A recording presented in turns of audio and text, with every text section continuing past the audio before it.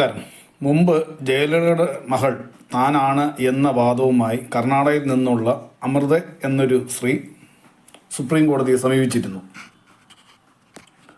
അമൃതയുടെ case പരിഗണിച്ച supreme കോടതി ആവട്ടെ, നിങ്ങൾ എന്തുകൊണ്ട് ഈ വാദവുമായി സംസ്ഥാനത്തുള്ള ഹൈക്കോടതിയെ സമീപിച്ചില്ല എന്ന് ചോദിക്കുകയും അവർ പറയുന്ന തെളിവുകളിൽ പരസ്പരം വിരുദ്ധമായ നിലപാടുകൾ ഉണ്ടായിരുന്ന സാഹചര്യത്തിനാൽ ആ കേസ് സുപ്രീം കോടതി തള്ളിക്കളയുകയായിരുന്നു.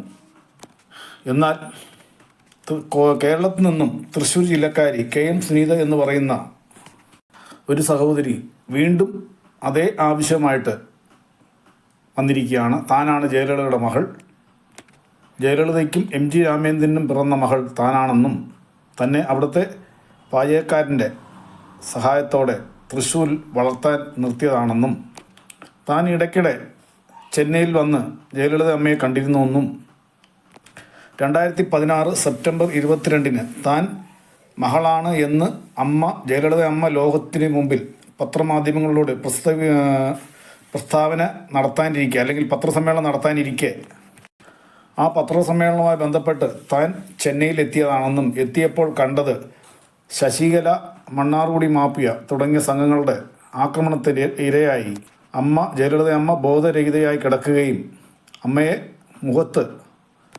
ശശികലയും കൂട്ടും മർദ്ദിച്ച പാടുകളൊക്കെ ഉണ്ടായിരുന്നു എന്നൊക്കെയാണ് ഇവർ കഴിഞ്ഞ ദിവസം സുപ്രീം കോടതിയുടെ പരിസരത്ത് വെച്ച് പത്രമാധ്യമങ്ങളിലൂടെ ലോകത്തെ അറിയിക്കുന്നത്. ഒപ്പം ഇന്ത്യയുടെ പ്രധാനമന്ത്രി, ഇന്ത്യയുടെ രാഷ്ട്രപതി, ആഭ്യന്തരമന്ത്രി, സുപ്രീം കോടതി ജഡ്ജ്, ചീഫ് ജസ്റ്റിസ് തുടങ്ങിയവർക്കെല്ലാം ഇവർ കത്ത് മുഖേന ഈ വിവരങ്ങളെല്ലാം അറിയിച്ചിട്ടുണ്ടെന്നും തൻ്റെ അമ്മയായ ജയലളിത മരണത്തിന് നീതി ലഭിക്കണമെന്നും സത്യം പുറത്തു വരണമെന്നും എന്നൊക്കെയാണ് ഇവർ മാധ്യമങ്ങളുടെ മുന്നിൽ പറയുന്നത്. പത്രക്കാർ ചോദിച്ചു, ഇതൊക്കെ സത്യമാണെങ്കിൽ നിങ്ങൾ ഇത്രയും കാലം എന്തൊടുക്കുകയായിരുന്നു ചോദിച്ചു. അതിന് അവർ പറയുന്ന മറുപടി, ഒരു സംസ്ഥാനം ഭരിച്ചിരുന്ന ഒരു മുഖ്യമന്ത്രിയായ എൻ്റെ അമ്മയ്ക്ക് ഈ ഗതി വരാമെങ്കിൽ ഒരു സാധാരണക്കാരിയായി ഞാൻ എൻ്റെ ജീവന് ഭീഷണി ഉണ്ടായിരുന്നു എന്ന് ഭയന്നിട്ടാണ് ഞാൻ ഇക്കാലം അത്രയും ഒളിവിലായിരുന്നു, അല്ലെങ്കിൽ ഈ വിവരം പുറം ലോകത്തെ അറിയിക്കാതിരുന്നത് എന്നൊക്കെ അവർ പറയുന്നു. ഈ കൂട്ടത്തിൽ അവർ വേറൊരു കാര്യം കൂടി പറയുന്നുണ്ട്. അതായത് ഈ കഴിഞ്ഞ 2022 വരെ ഇവർക്ക് ജയലളിതയിൽ നിന്നും ലഭിച്ചിരുന്ന സാമ്പത്തിക സഹായം കിട്ടിയിരുന്നു, 22 ശേഷം കിട്ടിയിട്ടില്ല എന്നും കൂടി അവർ രേഖപ്പെടുത്തുന്നുണ്ട്. ഇവിടെയാണ് നമ്മൾ ശ്രദ്ധിക്കേണ്ട ഒരു കാര്യം. ഇവരെ വളർത്താൻ കൊണ്ടുപോയ ആ ജീവനക്കാരൻ എന്ന് പറയുന്ന അദ്ദേഹം ഇല്ല, മാധവൻ എന്നോ മറ്റോ എന്ന് തോന്നുന്നു അദ്ദേഹത്തിൻ്റെ പേര്. അദ്ദേഹം ഇപ്പം ജീവിച്ചിരിപ്പില്ല. പിന്നെ ഇവർ ജീവിക്കുന്നത് കേരളത്തിലാണ്.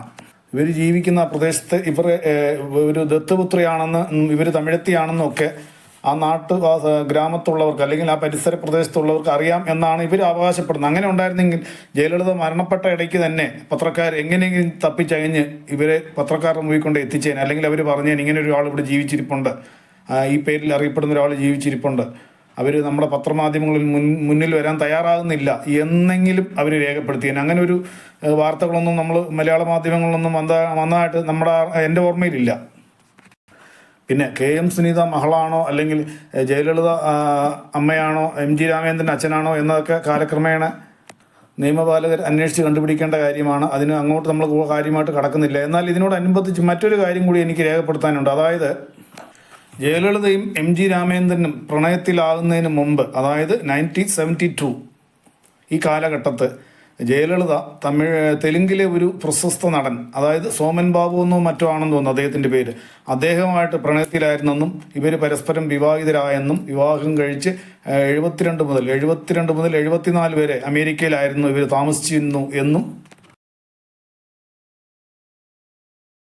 ആ കാലഘട്ടത്ത്, അതായത് 72-74 ഇടയ്ക്ക് ജയലളിതയ്ക്ക് ഒരു പെൺകുഞ്ഞ് ജനിച്ചിരുന്നു എന്നും മാരൻ്റെ അദ്ദേഹത്തിൻ്റെ പത്രമാണ് മുരശലി, പത്രമല്ല മാഗസിൻ, അതിൽ അന്ന് മുരശലി മാരൻ ആ ഹോസ്പിറ്റലിലെ ഫോട്ടോ അടക്കം റിപ്പോർട്ട് ചെയ്തിട്ടുള്ളതായിട്ട് ജയലളിത മരണപ്പെട്ട കാലത്ത് ഈ വാർത്തയും വന്നിരുന്നു. അത് എൻ്റെ ശ്രദ്ധയിൽപ്പെട്ടതാണ്.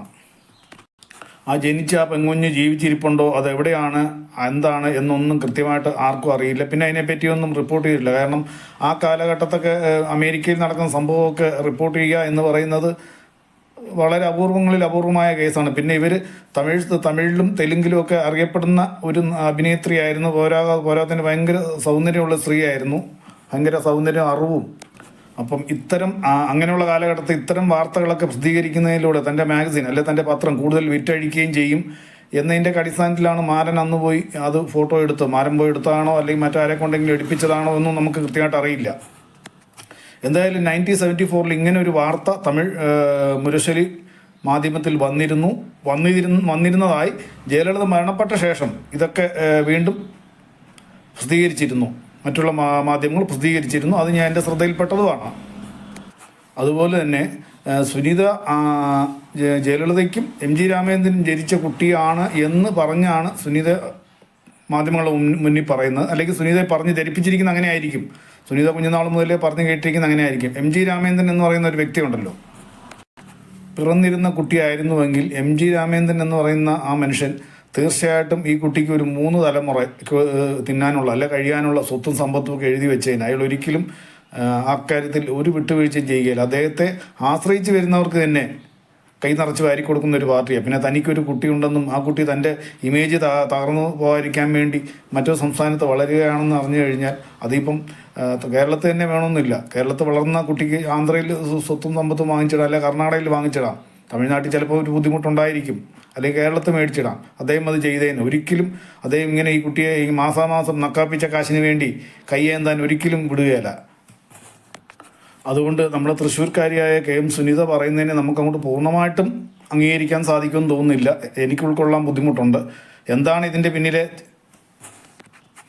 സത്യാവസ്ഥകൾ എന്നത് അന്വേഷിച്ച് കണ്ടുപിടിക്കേണ്ട ഒരു കാര്യമാണ്. ഇനി ഒരുപക്ഷെ 2022 വരെ ലഭിച്ചിരുന്ന സഹായം, സാമ്പത്തിക സഹായം അല്ലെങ്കിൽ ധനസഹായം മുടങ്ങിയതിൻ്റെ വ്യാകുലതയാണോ, അതോ ഇത് ശരിക്കും തനിക്ക് അറിവുള്ള അല്ലെ താൻ കേൾവിയുള്ള കാര്യങ്ങളെല്ലാം കോർത്തിണക്കിക്കൊണ്ട് വീണ്ടും ജയലളിതയുടെ മരണവുമായി ബന്ധപ്പെട്ട് അല്ലെങ്കിൽ മരണത്തിൻ്റെ സത്യാവസ്ഥ പുറം ലോകത്ത് അറിയുക തന്നെ വേണം എന്നുള്ള ഒരു ദൃഢപ്രതിജ്ഞയാണോ, അതും അല്ലെങ്കിൽ 2026 നിയമസഭാ ഇലക്ഷന് വേണ്ടിയുള്ള തമിഴ്നാട് രാഷ്ട്രീയ നേതാക്കളെല്ലാം പരസ്പരം ചർച്ചകളിലൂടെ തയ്യാറെടുത്ത് നിൽക്കുന്ന ഈ അവസരത്തിൽ ശശികല പൂർവാവിക ശക്തിയോടെ രാഷ്ട്രീയത്തിലേക്ക് പ്രവേശിക്കുന്നു എന്നുള്ള വാർത്ത വന്നതിൻ്റെ പിന്നാലെ ശശികലയോട് എതിർപ്പുള്ള വ്യക്തികൾ ഇറക്കിവിട്ട ഒരു സ്റ്റണ്ടാണോ, എന്താണ് ഇതിൻ്റെ പിന്നാമ്പുറം അല്ലെങ്കിൽ പിന്നിലെ തിരക്കഥ എന്നത് അന്വേഷണ ഉദ്യോഗസ്ഥർ അന്വേഷണത്തിലൂടെ കണ്ടുപിടിക്കേണ്ട ഒരു കാര്യമാണ്.